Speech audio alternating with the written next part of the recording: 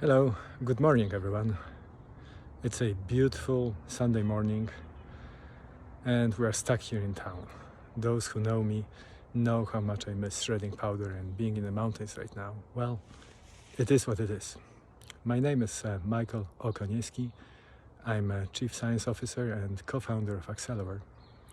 And because we are stuck here, I thought that I'll take a moment and respond to some of the questions we're getting from you guys. And those questions are excellent. Recently we got a number of people asking, how are you guys testing the technology? What we're doing, what are we doing to make sure that we are ready to deploy? Well, it's a really good question, and obviously this is a new technology, so it is expected that we do perform a lot of de-risking experiments. That said, I want to emphasize that we do have a lot of components that are completely identical to what is being used in SAC-D.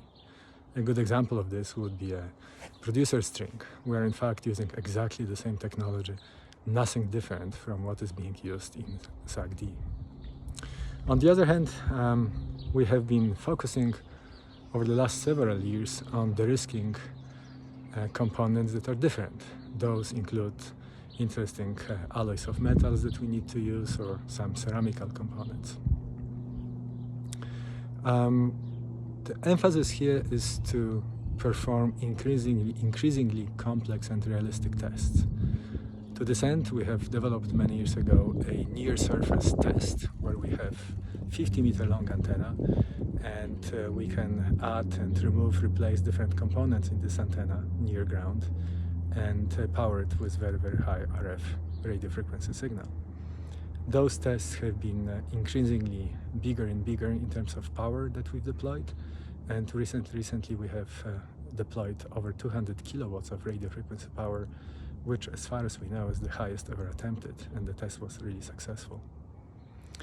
We do expose a lot of components, particularly those new components that haven't been used in the industry in SAC-D, into a thermal and electrical stress. We have a very powerful furnace in which we can keep materials to way over 300 centigrade. In fact, we can take it all the way to 1000, but there's no need.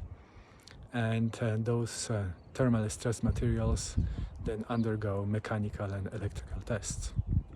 Likewise, we spend a lot of energy and effort on making sure that we have proper lubrication and that we can make up and break joints, and that we can do it in a way that doesn't disturb the electrical requirements that we have in the system.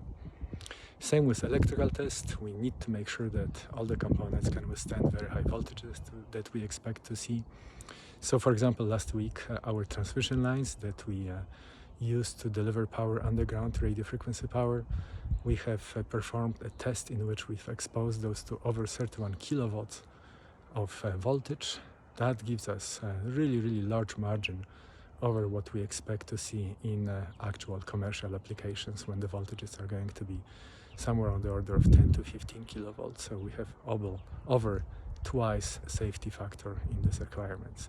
So just a snapshot of what we are doing.